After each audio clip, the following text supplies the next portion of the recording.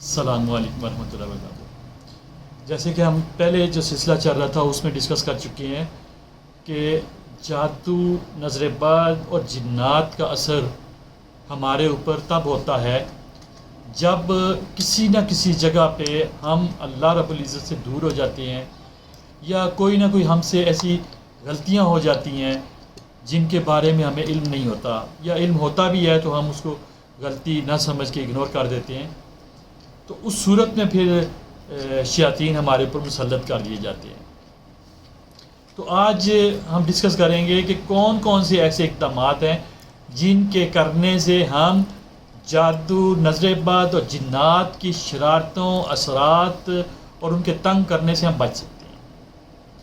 اس میں سب سے پہلی بات جو ہم ڈسکس کرتے ہیں وہ یہ کہ اللہ کے رسول صلی اللہ علیہ وسلم نے ہمیں ایک لائے عمل دیا ہے، وہ یہ کہ ہمیں تنہائی کی زندگی نہیں گزارنا چاہیے، تنہائی کی زندگی نہیں گزارنا چاہیے، اور خاص کر جب اسلامک پوائنٹ آف ویو سے ہم نے اپنی زندگی کو بسر کرنا ہے تو اللہ کے رسول صلی اللہ علیہ وسلم کی حدیث کے مفہوم کے مطابق کہ ہمیں جماعت کے ساتھ رہنا چاہیے، چپک کے رہنا چاہیے، اور اس سے ہمیں شیطان کے شر سے بچنے میں مدد ملتی ہے۔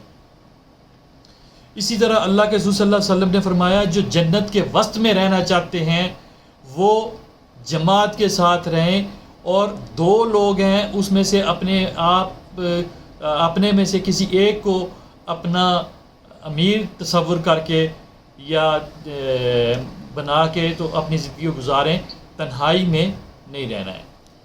تو شیطان، اس حدیث کا اگلا حصہ ہے کہ شیطان نسبتاً دو لوگوں سے، ایک کی نسبت دو لوگوں سے دور رہتا ہے، اور کافی اس کو پرابلم ہوتی ہے۔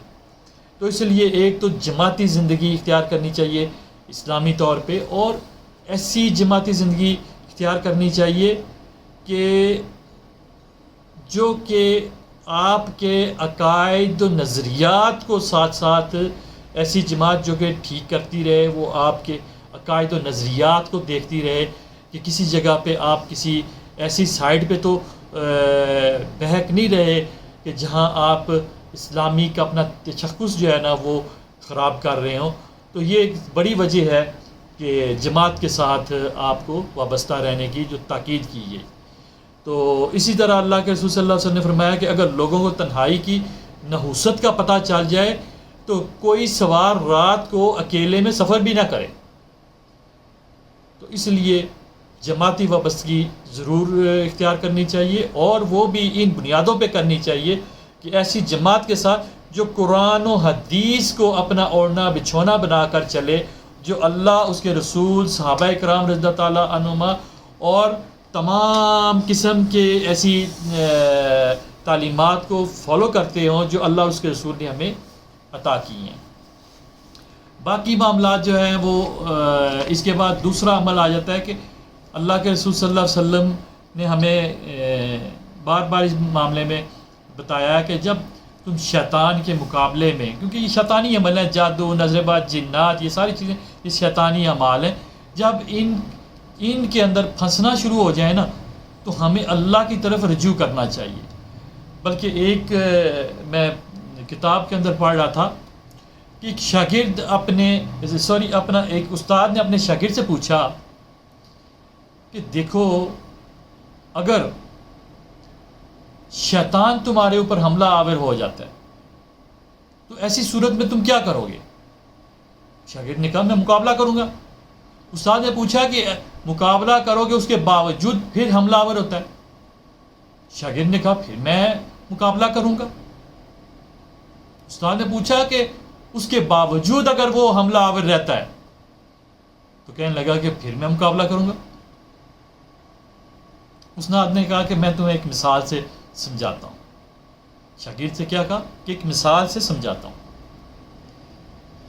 استاد نے پھر جو مثال پیش کی وہ یہ کہا کہ اگر تو بکریوں کے کسی ریوڑ کے پاس سے گزرے اور بکریوں کے ریوڑ کی حفاظت پہ تعینات کتا وہ تمہاری طرف بھاگے تو کیا کرو گے؟ ہاں میں اسے ڈانٹوں گا. پوچھا اس کے باوجود اگر وہ تمہاری طرف بھاگے کاٹنے کو آئے کیا کرو گے؟ ہاں پھر میں اسے ڈانٹوں گا. تو تیسری بار بھی جب شاگرد نے یہی جواب دیا تو استاد نے بڑی پیاری بات کی. کہا کہ اگر یہی سلسلہ تم نے جاری رکھا تو تم جس منزل کی طرف جا رہے ہو تو تم اپنی منزل سے لیٹ ہو جاؤ گے. وہ تمہیں الجھائی رکھے گا اور تم منزل کی طرف نہیں جا سکو گے.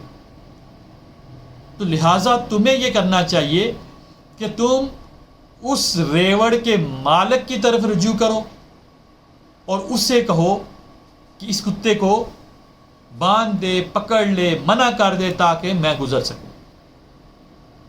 تو جب وہ پکڑ لے گا، اس کو باندھ دے گا، اس کے بعد تم اپنا سفر آرام سے جاری رکھ سکتے ہو. پھر وہ کتا نہ تمہارے پیچھے آ سکتا ہے نہ بھونک سکتا ہے. تو یہ مثال جب شاگرد کو بتائی تو ساتھ ہی بتا دیا کہ اسی طرح تمہیں اللہ رب العزت سے رجوع کرنا چاہیے. شیطان کے مقابلے میں اللہ رب العزت کی مدد طلب کرنی چاہیے تاکہ وہ شیطان ابلیس کو باندھ دے تمہارے اگینسٹ آنے سے، تمہارے اگینسٹ کام کرنے سے، تمہارے اگینسٹ سازش کرنے سے. تو یہ ایک بہترین مثال ہمارے سامنے ہے کہ جب جادو یا کسی نظر باد یا جنات کے اندر ہم مبتلا ہو جاتے ہیں، جنات کے اثرات میں، تو ہمیں فوراً اللہ رب العزت سے رجوع کرنا چاہیے. اور ایک بات ہمیں لازمی ذہن میں رکھنی چاہیے کہ جب ہمیں کوئی نعمت اور رحمت رب کی طرف سے نصیب ہوتی ہے تو اس کی وجہ یہ نہیں ہوتی کہ ہم اس کے حقدار ہیں، بلکہ اس کی وجہ یہ ہوتی ہے کہ اللہ رب العزت نے ہمارے اوپر رحم کیا اور وہ نعمت ہمیں عطا کر دی، وہ خوشی ہمیں عطا کر دی. اگر کوئی ہمارے اوپر دکھ، درد یا مصیبت آتی ہے وہ ہمارے نامہ اعمال کی وجہ سے آتی ہے. تو یقیناً ہمیں پھر اپنے نامہ اعمال کو فوراً درست کرنے کے لیے قدم بڑھانا چاہیے. اللہ رب العزت کو راضی کرنے کی کوشش کرنی چاہیے. پہلا کام یہ جب ہم کریں گے اس کے بعد پھر ہم اللہ اور اس کے رسول کے بتائے ہوئے طریقے کے مطابق ہم جادو، نظر بد اور جنات کے اثرات کو توڑنے کے لیے ہم جب کوئی عمل کریں گے تو اللہ رب العزت اس میں برکت بھی عطا کرے گا اور ہمیں ان مصیبتوں سے نجات عطا کرے گا.